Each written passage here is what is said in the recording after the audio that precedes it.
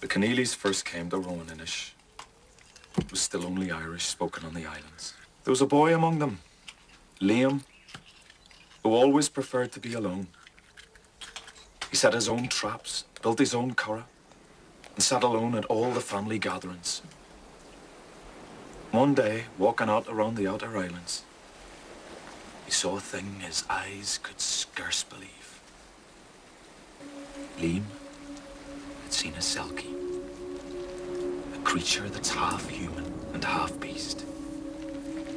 Old stories told of such creatures luring ships onto the rocks and pulling sailors down into the drink. But all Liam knew was he'd never seen a woman so lovely in all his life. Now it was said that whoever could capture the hide of a Selkie would have it in their power to command as they would. The Selkie maid had seen men before, fled from their fishing hooks and their spears and mattocks, but never had she seen one as glorious handsome as Liam Keneally. There was much shaking of heads when Liam married the stranger. She hardly spoke at all, and when she did, her Irish was queer sounding, more ancient than her grandfather's grandfathers. And when they asked him where he'd found her, with her great dark eyes and her wild black hair, he'd only say Trabeg. Of course, this was nonsense, as it was only a speck in the ocean that even the seals had to leave when the tide was high. And she'd always be at the water, looking out at the seals and the birds.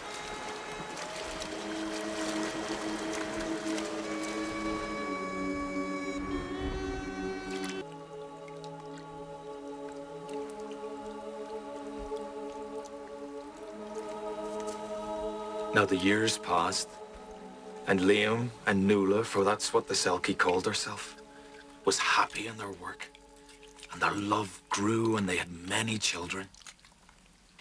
With all that, there was always a touch of sadness about Nuala. And she spent long hours looking out at that she'd come from, and listening to the cries of the seals on the outer islands. One of these afternoons, it was her eldest, who was called Fiona, said the words to her that changed it all. Cain fa go will cotta leather I wallach ig mahar since scrahi. Why does father hide a leather coat in the roof? Later that evening, as Liam was rowing home, he was followed by a solitary sea.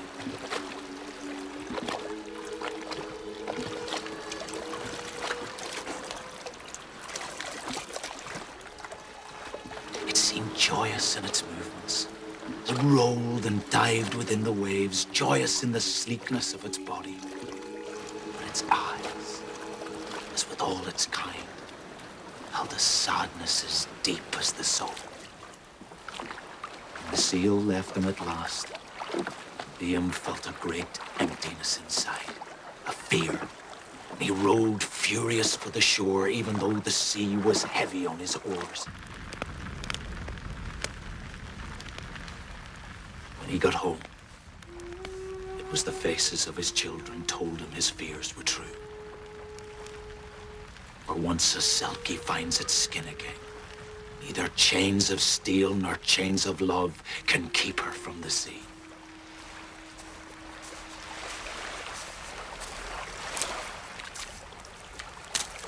From that day on, it was forbidden to harm a seal on the island. And man and beast lived side by side, sharing the wealth of the sea.